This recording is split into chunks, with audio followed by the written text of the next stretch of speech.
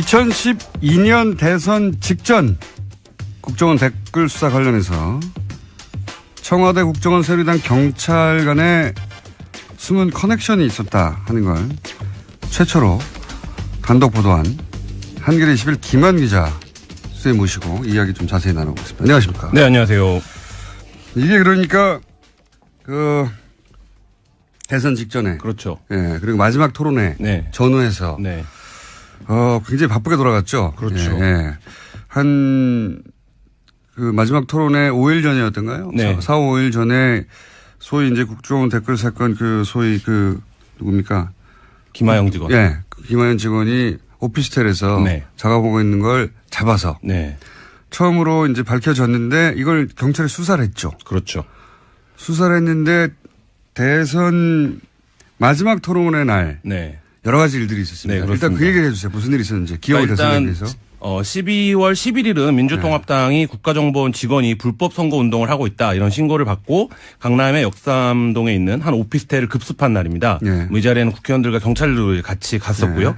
말씀하신 대로 16일은 18대 대통령 선거의 3차 토론회 마지막 토론회였죠. 네. 마지막 토론회가 있던 날입니다. 그러니까 11일부터 13일까지 그 오피스텔 앞에서 대치 상황이었고 네. 그 여직원이 이제 문을 열어주지 않고 있었죠. 네. 그리고 그래서 감금이라고 했죠. 네, 감금 사건이라고 이제 새누리당은 불렀죠. 본인이 안에서 문을 잠그고 네. 안 나오는데 감금이라고. 네. 그리고 네. 나와서 이제 13일 날 나와서 경찰이 여러 자료를 요청을 했는데 2개의 이제 자료를 제 기억에 그때 당시에 냈었고요. 그리고 18일 날 16일 날 마지막 토론에서 박근혜 대통령이 말씀하신 대로 그 사건을 국정원 여직원 감금 사건이라고 규정을 네. 했고 그 토론회가 끝나고 나서 바로 1시간 있다 경찰이 그 사건에 대한 중간 수사 결과를 발표했죠. 당시 토론에 그런 얘기도 있었어요. 그러니까 국정원 여직원을 이렇게 감금하고 네. 그런 식으로 부모도 못 만나게 하고 그렇죠. 인권을 침해하고 네. 무죄를 기정사실화하고 이제 네. 발언을 했죠. 그리고 이제 거기서 아무것도 안 나올 경우에 책임져야 된다는 네. 식의 박근혜 당시 후보가 굉장히 자신 있게 그렇죠.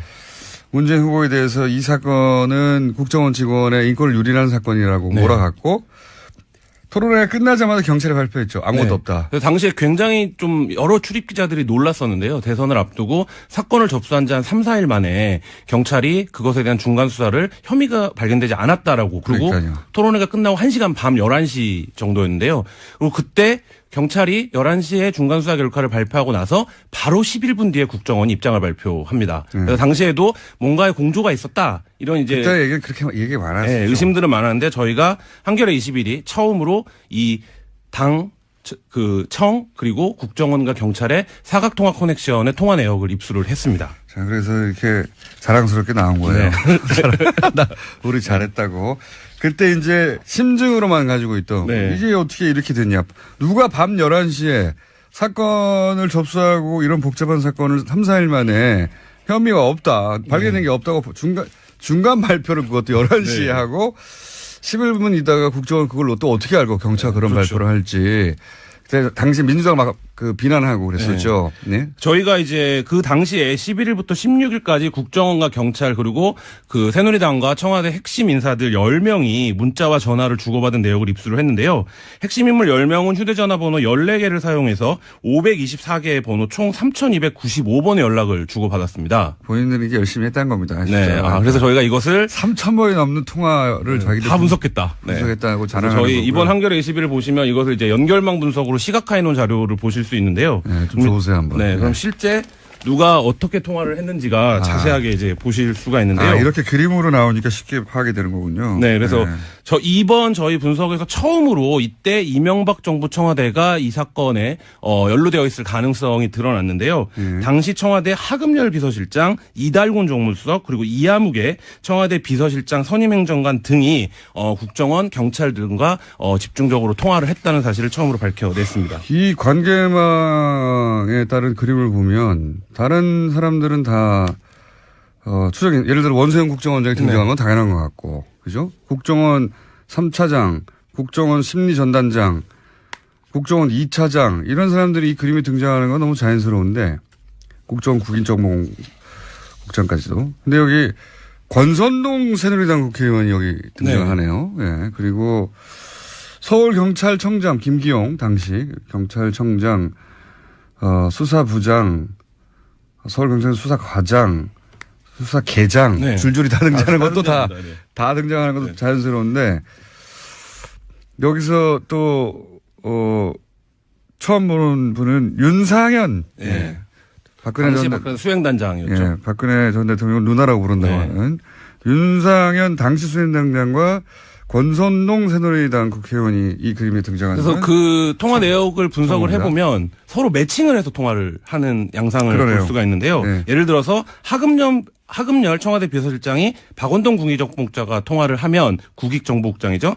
박원동은 이후에 민병주 심리단장과 집중적으로 통화를 합니다. 그러네요. 그리고 이정현 공보단장은 차문희 2차장과 집중적으로 통화를 하고 그러니까 본인의 카운터 파트너가 따로 있는 따로 거죠. 있는 거죠. 예, 그래서 예. 차문희 2차장은 이정현 공보단장 등과 통화를 한 이후에 이정현 공무단장도 예. 등장하네요. 예. 원세훈 원장이랑 또 집중 통화를 합니다. 그러니까 이 연결망들에서 그러니까 예를 들면 당의 누군가가 국정원의 누군가에게 전화를 하면 이 국정원의 누군가가 뭐 공교롭게도 계속 그 내용을 자기 상관이나 혹은 심리전단에게 이 내용을 그 전파하는 이런 형태의 그림들을 볼 수 있고요. 당시 이제 권영세 의원이 선대위 종합상황실장이었는데 권상황실장은 뭐 그 통화 기록으로만 보면 종횡무진 활약을 하시는데요. 뭐 김용판과도 직접 통화하고 김용판과 통화한 이후에 뭐가 석연치 않았는지 박원동에게 또 전화를 합니다. 김영파는 당시 서울경찰청 청장입니다. 그렇죠. 예, 청장, 예. 경찰청장과 통화를 하고 박원동 이제 국정원 국익정보국장이랑 통화를 하는데요. 이 바빴네요. 네. 권상황 실장은 당일 그러니까 16일 오후에 이미 무죄 판결이 날 것 같은 취지의 발언을 이제 출입기자들에게 했었었는데요.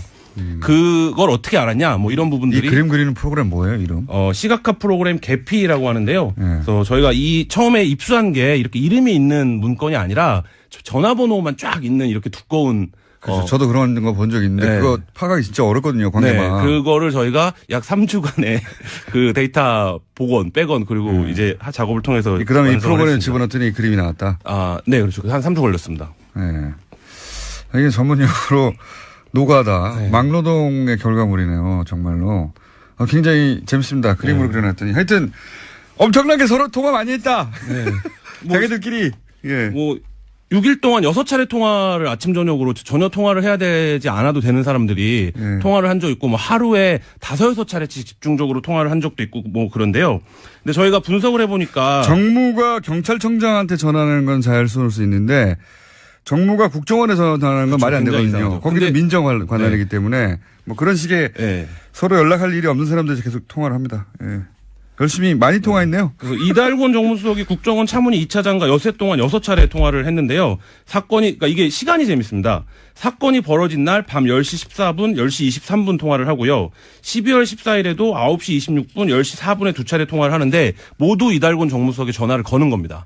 그러니까 이 상황을 놓고 보면 최소한 정보를 취합하기 위한 것이거나 수사 지휘를 하기 위한 것이라고 보여지면 최소한 이 당시의 수사의 주도권은 경찰이 아니라 국정원이 갖고 있었다. 이렇게 볼 수밖에 없는 그러네요. 상황이에요. 이 네. 그림 도표 따겠다면 화살표가 누구한테서 누구한테로 가느냐 네. 이것도 나오는군요.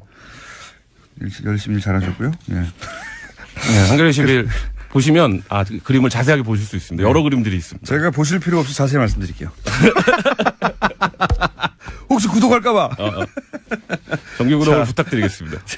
하여튼 재밌습니다. 시각화해 놓으니까 한눈에 들어오네요. 네. 분석을 많이 하셨네, 진짜. 저희가 이제 시간과 장소 분석도 했는데요. 기지국 분석도 따로 있네요. 네, 기지국 분석도 굉장히 재밌습니다. 지도 위에 그려놓으니까 이거 재밌네, 이거. 네. 아, 장소가 나오는데요. 네. 그 반경 500m면 한 100개 정도 이동통신 기지국이 있는데요. 네. 이 가운데 여의도의 정우빌딩이라는 곳에서 이 사람들이 모두 등장합니다. 거의 대부분의 사람들이. 아. 근데 이 정우빌딩은 새누리당 대선 캠프 당사에서 한 140m 정도 떨어진 곳이에요. 그러니까 예를 들면 이 140m 반경에도 한 그 100여 개 이상의 당연히 이제 통신국이 있을 텐데 유독 다 정우빌딩으로 잡힌다는 거죠. 이거는 그러면 일종의 당시 여러 가지 상상이 일어나시죠. 캠프. 네. 그러니까 이게 이제 드러난 캠프가 아니라 네. 은밀한 캠프였을 수 있네요. 왜냐하면 여기에 국정원 차장, 이정현 당시 공보단장, 권영세 당시 종합상황실장, 국정원 대변인, 국정원 심리전단, 국정원장, 서울지방경찰청 청장 김용판 청장. 네. 그러니까 국정원 직원과 경찰청장과 새누리당 의원과 캠프의 인사들 이 다 모인 거죠? 네, 그렇죠. 그래서 저희가 이 통신기록 수사 전문가인 현직 경찰에게 이것을 어떻게 판단하겠느냐라고 이제 물어봤는데 일단 그 정보가 부족하다. 왜냐면 이 앞뒤로 통화를 어디다 했는지를 확인을 해봐야 된다. 일단 다 모였잖아, 자기들끼리. 그렇죠. 근데 이 정도 기록이면 의지가 있으면 바로 수사를 해볼 수 있는 단계라고 자기는 본다. 이건 안가 같은 것이 있었거나, 네. 아니면 비밀 캠프가 있었거나. 비선 캠프, 비밀 캠프일 수밖에 없어요. 왜냐하면 경찰청장과 국정원의 고위 간부와 새누리당과 캠프의 인사들이 한꺼번에 모였으니까요. 그렇죠. 그리고 뭐 국정원 측에서는 거기에 국회 관련된 무슨 회의가 있었다 이런 식으로 이제 해명을 하고 있는데 제가 보기에는 확인이 필요해 보입니다. 국정원 아지트였을 수도 있겠습니다. 국정원 인사들이 더 많네요. 국정원이 당시에 뭐 국회 정보위원회가 거기서 열렸다거나 이런 부분들을 뭐 추가적인 확인이 필요하긴 한데요. 국정원이 대선 기간에 여의도에 사무실을 운영하는 것도 사실 비정상적인 상황이긴 하죠. 그림을 그리는 게 재밌네요. 그 외에 또 특별한 장소 있나요? 또 한 가지 장소가 드러났는데요. 종로구 창성동 청와대 부속청사 주변입니다. 여기서는 대통령 비서실과 경찰, 국정원의 핵심 인물들이 모두 통화 기록이 잡혀 있는데요. 예를 들자면 12월 10일 아침 청와대 부속청사 기지국에서 하금열 대통령 비서실장이 박원동 국정원 국익정보국장에게 전화를 걸었는데 이 전화를 건 이후에 그 원세훈 국정원장, 하경준 국정원 대변인, 김용판 경찰청장에게 같은 기지국에서 전화를 잇따라 겁니다. 그리고 김용판 청장도 여기서 이제 발신이 잡힌 적이 있는데 청와대 부속청사는 그렇다고 치고요. 이 지도에 나와 있는 대양건설에서는 왜 김용판, 원세훈, 하금열 이런 분들 국정원장과 경찰청장과 대통령 비서실장이 왜 여기 대양건설에서 건물에서 네. 이건 왜 대양건설이 무슨 관계가 있나요? 김용판 총장은 자기가 거기다 왜 잡혔는지는 모르겠다. 근데 뭐 자기 집에서 전화를 걸면 거기서 거짓말 잡히기도 한다. 뭐 이렇게 해명을 하긴 했습니다. 네. 자기 집에서 전화를 걸면 대양건설에서 그 근처 어디에 사시나 봐요. 그래서 자기 어디로 구체적으로 잡히는지 모르지만 그러면 기지국 발신까지 원세훈 원장도 거기 근처에 삽니까? 모르겠습니다. 김용판 청장 그리고 하금열 비서실장도 거기 살고 다 거기 살아요? 기자가 수사권을 갖고 있지는 않기 때문에 수사 필요한. 이거 굉장히 재밌습니다. 네. 이걸 지도에 표시하고 관계망을 그리고 통화 시간을 표시하고 통화가 누구에서 누구한테 갔나 이렇게 그려놓으니까 대략 전체 구도가 이해가네요. 네. 그러니까 이 당시에 그 청와대 개입은 아직까지 이제 구체적으로 드러난 바 없는데요. 대통령 비서실장은 위로 보고하실 분이 한 분밖에 없잖아요. 그분에게 보고하기 위한 거 아니면 사실 문제를 알아볼 필요도 없는 분인데 이분이 직접 통화를 하고 국정원과 이분의 수행을 하는 비서실장의 비서 선임 행정관이 또 국정원과 집중적으로 통화를 하고 뭐 이런 대목들 좀 주목해서 보면 이 프로그램 검찰에 없나요? 검찰이나 있겠죠. 그리고 더 잘 아시지만 그 최동욱 검찰총장 당시에 이 통화 기록을 이미 검찰이 들고 있었습니다. 그래서 최동욱 총장 당시에 최동욱 총장은 이제 후에 퇴임하고 나서 이걸 제출하기로 된 걸로 알고 있었다라고 얘기를 했는데. 근데 제출이 안 됐다. 네. 근데 실제 최동욱 총장이 법원에 제출이 됐는지 안 됐는지 모르겠다라고 얘기를 했고 이게 제출이 만약에 안 됐던 부분이라면 공소 사실 관련된 사실관계 확립에 좀 다른 판단이 필요하다 이렇게 이제 취지로 얘기를 하기도 했습니다. 그 심야의 발표 과정을 재수사할 수 있습니까? 공소시효가 남았나요? 공소시효 국정원법 관련된 그 상황으로 이미 김용판 청장은 무죄를 받았기 때문에 굉장히 당당한데요. 근데 그 당시에 이제 적용했던 혐의가 아니라 국정원법 위반 혐의로 지금 다시 좀 들여다본다면 충분히 처벌이 가능하다 이런 의견들이 많습니다. 이게 정말로 뻔뻔하고 엄청난 범죄인 것이 당시 국정원이 사실 무근 그렇죠. 그러니까 민주당이 당시 야당이 국정원 직원을 감금하고 이런 아무 죄도 없는데 그랬다고 비난하고 뭐 고소고발하고 선거 며칠 전에요. 경찰도 아무 내용이 없다고 나중에 이제 거짓말인 게 밝혀졌지만 혐의가 없다고 발표하고 국정원이 발표하고 청와대하고 짜고 경찰, 국정원, 청와대 당시 여당 새누리당이 다 짜고 했다는 거 아니에요. 그렇죠. 그리고 이건 거대한 국가 범죄 아닙니까? 그렇죠. 기억하시겠지만 이 수사를 해보겠다라고 하는 당시 윤석열 검사와 최동욱 청장을 혼외자 보도로 청장을 찍어내고 그다음에 윤석열 검사를 그때 이제 한직으로 보내고 이렇게 해서 검찰도 다 망가뜨린 사건인데요. 그러니까 이건 그냥 넘어가면 안 되는 거 아닙니까? 이 정도 거대한 범죄면 게다가 이거 얼마나 뻔뻔합니까? 지금 국정원이 나중에 밝혀진 걸 보면 이 댓글 사건이 밝혀지면 조직의 존폐가 그렇죠. 최근에 위태로울 사건이라고 하는 걸 뻔히 알고 있었는데도 불구하고 아무 죄 없는데 상대방한테 씌운 거 아닙니까? 아무 죄 없는데 우리한테 왜 이러냐고. 그렇죠. 그리고 그 당시에 그 중간 발표를 통해서 그 개뻔뻔이네, 개뻔뻔. 네. 그 선거 판례 자체가 뭐 골든크로스가 지났다 이런 분석들이 그 당시에도 있었는데 뭐 그것까지 염두에 두고 경찰도 움직이고 국정원도 플레이를 하고 그 과정에서 모든 상황을 거짓말로 일관을 했죠. 전부 다. 아니, 거짓말 정도가 아니라 상대방한테 뒤집어 씌운 거잖아요. 그렇죠. 예. 네.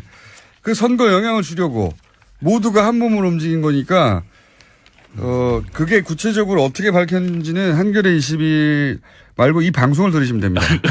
여기서 다 말했으니까. 그림은 자세하게 이쁘게 뽑으셨네요. 네. 그래픽으로. 네. 뭐 많은 관심 부탁드리겠습니다. 누구와 누구한테 통화했는지 그리고 그 시간대별 통화도 있는데요. 그러네요. 네, 시간대별 통화도 굉장히 재밌는데 뭘 이렇게 자세히 그래프도 많고. 예. 이게 한 4번 정도 폭발적인 통화 시점이 있는데 처음에는 수서경찰서 도곡지구도가 현장 출동한 그 무렵 이때 청와대, 당, 경찰, 국정원이 통화가 폭주합니다. 150여 차례. 네. 그리고 데스크탑에서 이미징 작업이 완료된 시간이 있는데요. 그러니까 그 컴퓨터를 1차 복원을 한 거죠.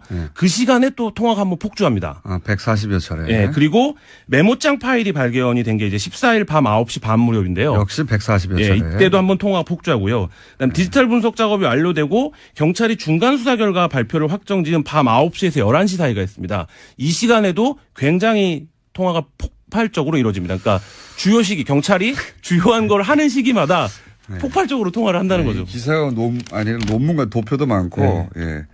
너무 자랑스러웠던 거죠. 굉장히 고품질. 고품질 저널리즘. 이렇게 열심히 하여서 도표로 다 그려져 있어요. 예, 언제 몇 시에 몇 통화를 했는지 텍스트 별로 없고요. 그림이 잔뜩 있습니다. 기사가 아주 보기 좋네요. 국내 언론에서 보기 드문 시도. 그러니까 텍스트 별로 없이 그림으로 거의 기사가 이루어져 있다. 저희 팀에 과학자가 있습니다. 과학자가 있습니다. 재밌습니다. 이 기사 내용도 재밌고요. 재밌는 걸 넘어서서. 네, 경찰 수사를 반드시 해야 됩니다. 이 사건. 굉장히 의미 있는 수사를 촉구할 수밖에 없는 보다 보면 이 너무 이상해요. 예, 정부 빌딩에서 왜 이 사람들 국정원과 새누리당과 경찰청장이 왜 모이냐 이거예요. 그리고 대한건설에 뭐가 있는지 모르겠는데 하여튼 그 사옥에 국정원장과 또 경찰청장과 대통령 비서실장이 왜 모이냐 이겁니다. 그렇게 통화를 한 것도 드러났고 고생하셨습니다. 네, 감사합니다. 하는데요. 바빴네요. 네. 권상황 실장은 당일 그러니까 16일 오후에 이미 무죄 판결이 날 것 같은 취지의 발언을 이제 출입 기자들에게 했었었는데요. 그걸 어떻게 알았냐? 뭐 이런 부분들이. 이 그림 그리는 프로그램 뭐예요, 이름? 시각화 프로그램 개피라고 하는데요. 그래서 저희가 처음에 입수한 게 이렇게 이름이 있는 문건이 아니라 전화번호만 쫙 있는 이렇게 두꺼운. 그렇죠. 저도 그런 거 본 적 있는데 그거 파악이 진짜 어렵거든요, 관계가. 네, 그거를 저희가 약 3주간의 그 데이터 복원, 백원 그리고 이제 작업을 통해서. 그다음에 이 프로그램에 집어넣더니 그림이 나왔다. 네, 그렇죠. 한 3주 걸렸습니다. 네. 이게 전문용어로 노가다, 막노동의 결과물이네요, 정말로. 굉장히 재밌습니다. 그림으로 그려놨더니. 하여튼 엄청나게 서로 통화 많이 했다. 자기들끼리. 예. 6일 동안 6차례 통화를 아침 저녁으로 전혀 통화를 해야 되지 않아도 되는 사람들이 통화를 한 적 있고 하루에 5-6차례씩 집중적으로 통화를 한 적도 있고 그런데요. 근데 저희가 분석을 해보니까 정무가 경찰청장한테 전화하는 건 자연스러울 수 있는데 정무가 국정원에 전화하는 건 말이 안 되거든요. 거기도 민정 관할이기 때문에 그런 식의 서로 연락할 일이 없는 사람들이 계속 통화를 합니다. 예. 열심히 많이 통화했네요. 그래서 이달곤 정무수석이 국정원 차문위 2차장과 여세 동안 6차례 통화를 했는데요. 그러니까 이게 시간이 재밌습니다. 사건이 벌어진 날 밤 10시 14분, 10시 23분 통화를 하고요.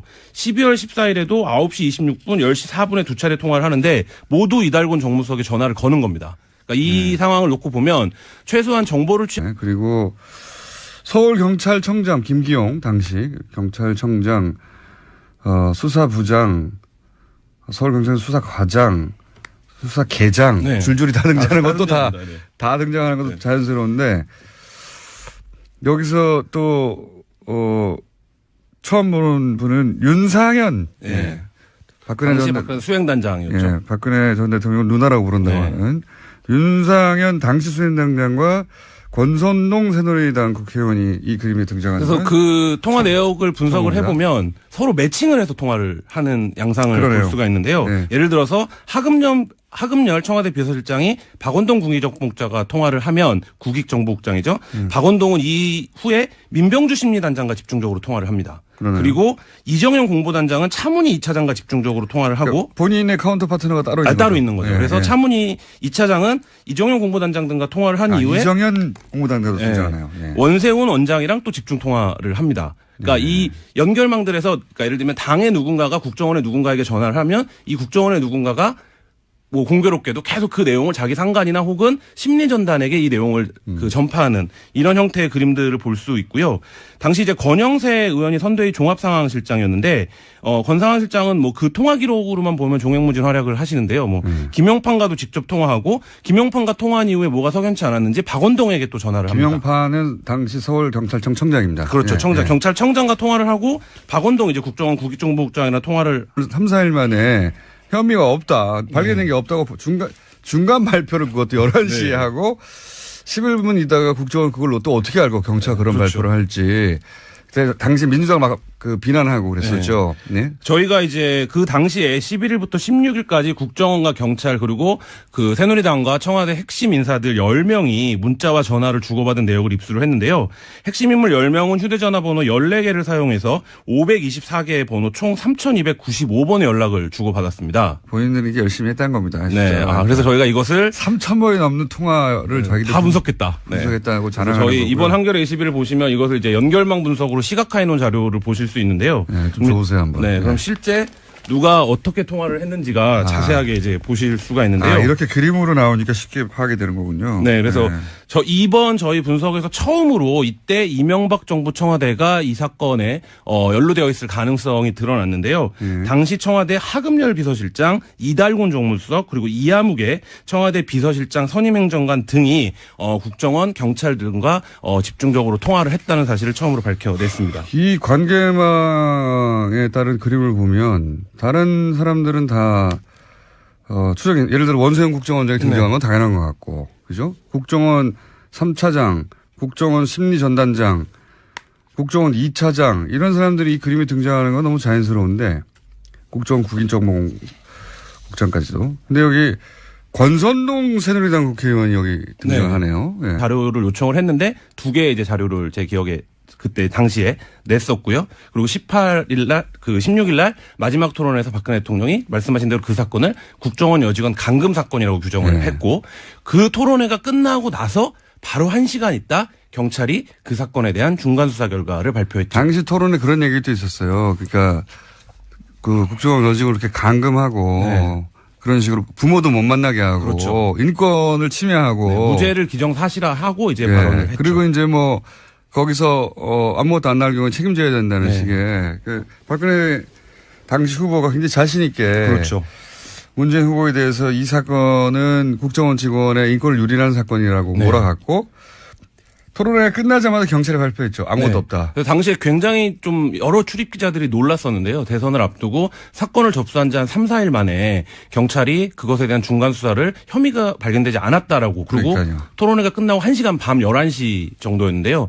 그리고 그때 경찰이 11시에 중간 수사 결과를 발표하고 나서 바로 11분 뒤에 국정원이 입장을 발표합니다. 그래서 당시에도 뭔가의 공조가 있었다. 이런 이제 그때 얘기 그렇게 얘기 많았어요. 의심들은 많았는데 저희가 한겨레 21이 처음으로 이 당 청 그리고 국정원과 경찰의 사각통화 커넥션의 통화 내역을 입수를 했습니다. 자, 그래서 이렇게 자랑스럽게 나온 거예요. 우리 잘했다고. 그때 이제 심증으로만 가지고 있던 이게 어떻게 이렇게 됐냐. 누가 밤 11시에 사건을 접수하고 이런 복잡한 사건을 2012년 대선 직전 국정원 댓글 수사 관련해서 청와대 국정원 새누리당 경찰 간의 숨은 커넥션이 있었다 하는 걸 최초로 단독 보도한 한겨레 21 김한 기자 수에 모시고 이야기 좀 자세히 나눠보겠습니다. 안녕하십니까? 네, 안녕하세요. 이게 그러니까 그 대선 직전에 그렇죠. 예, 그리고 마지막 토론회 전후해서 굉장히 바쁘게 돌아갔죠. 그렇죠. 예. 한 그 마지막 토론회 5일 전이었던가요? 네. 4, 5일 전에 소위 이제 국정원 댓글 사건 소위 누굽니까? 김하영 직원. 예. 김하영 직원이 오피스텔에서 작업하고 있는 걸 잡아서 처음으로 이제 밝혀졌는데 이걸 경찰이 수사를 했죠. 그렇죠. 수사를 했는데 대선 마지막 토론의 날 네. 여러 가지 일들이 있었습니다. 네, 일단 그 그렇습니다. 얘기를 해주세요. 무슨 일이 있었는지. 기억을 대선에 대해서. 12월 11일은 민주통합당이 국가정보원 직원이 불법 선거 운동을 하고 있다 이런 신고를 받고 강남의 역삼동에 있는 한 오피스텔을 급습한 날입니다. 네. 이 자리에는 국회의원들과 경찰도 같이 갔었고요. 말씀하신 대로 16일은 18대 대통령 선거의 3차 토론회, 마지막 토론회였죠. 마지막 토론회가 있던 날입니다. 그러니까 11일부터 13일까지 그 오피스텔 앞에서 대치 상황이었고 그 여직원이 이제 문을 열어주지 않고 있었죠. 그리고 그래서 감금이라고 했죠. 네, 감금 사건이라고 감금. 이제 새누리당은 불렀죠. 본인이 안에서 문을 잠그고 안 나오는데 감금이라고. 그리고 나와서 이제 13일 날 나와서 경찰이 여러